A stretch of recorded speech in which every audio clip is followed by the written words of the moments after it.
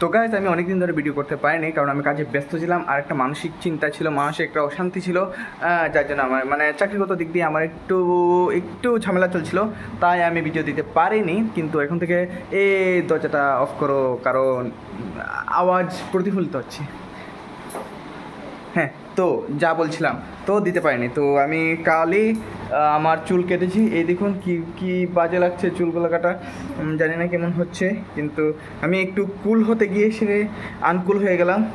এই দেখুন আমাকে খুব বাজে লাগছে।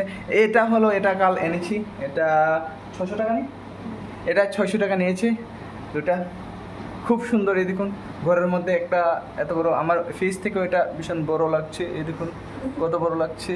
আর এখানে আমার বউ হাসছে, এই দেখুন আমার বাড়ির মধ্যে সবচেয়ে সুন্দর ফুল, এটা হলো আমার বাড়ির মধ্যে সবচেয়ে সুন্দর ফুল। এই দেখুন কি সুন্দর মহিলা, আমি কত ভাগ্যবান ওনাকে পেয়ে।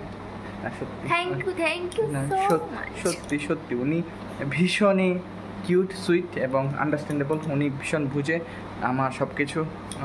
হ্যাঁ, কিন্তু উনি একটু অল্প বয়সে, তাই একটু আছে না দুষ্টামি আর মেন্টালও, তাই হ্যাঁ এতটুকুই। আমি ভীষণ ভালো, হ্যাঁ এখন অতটুকুই। আবার এগুলি এনেছি তো পেয়েছিলাম না, এগুলো এনেছিলাম না, এই হচ্ছে সমস্যা। তো এগুলি একটু খেয়ে দেখো না, পরে ভিডিওতে দেখাচ্ছি, খাওয়া।